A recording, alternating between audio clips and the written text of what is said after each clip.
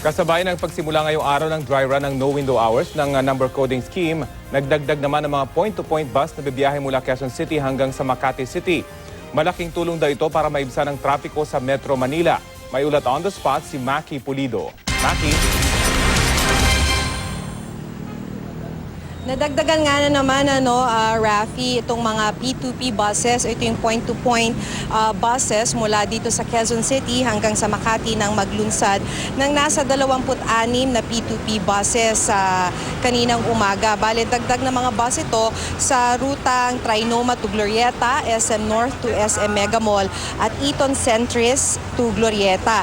So, 48 buses na ito in total mula nang mailunsad ang P2P noong nakaraang taon. Ayon kay DOTR, Assistant Secretary Mark De Leon, ipinagpatuloy nila itong P2P at i-expand pa ito dahil nga sa nakikita nilang solusyon sa problema ng mass transportation sa Metro Manila o isa ito sa posibleng maging solusyon. Sa ngayon, maliban sa P2P mula Quezon City hanggang Makati, meron din naman sa Fairview patungong Makati, Alabang to BGC sa Taguig at pinag-aaralan pa yung ibang mga ruta, halimbawa Cavite patungong Manila.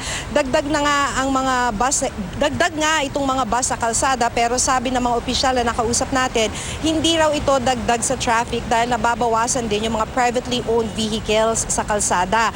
Ang tansya nga ng DOTR, nasa 40% daw na privately owned cars ang nabawas dahil sa P2P at ayon kay Chris Bauer ng Frolic Tours, umaabot na raw sa 8,000 to 10,000 passengers sa loob ng 24 oras ang sumasakay ng P2P.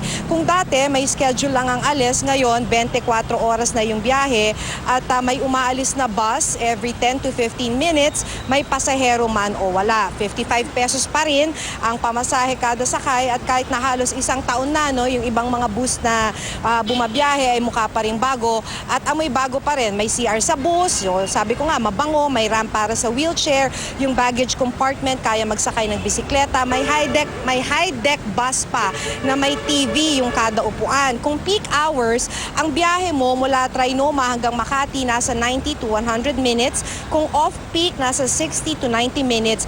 Pero kung araw daw ng linggo, nasa 25 minutes lang yung biyahe. Kaya hinihikayat na lalo na yung mga nagmamaneho ng sariling sasakyan na gumamit ng P2P, komportable naman daw at makakatulong pa sa paggaan ng traffic. Rafi? Maki, sa obserbasyon mo, marami bang tumatangkilik ngayon dyan sa P2P? Napakaganda nga ng bus, meron pang sariling screen yung kanilang mga upuan, Maki.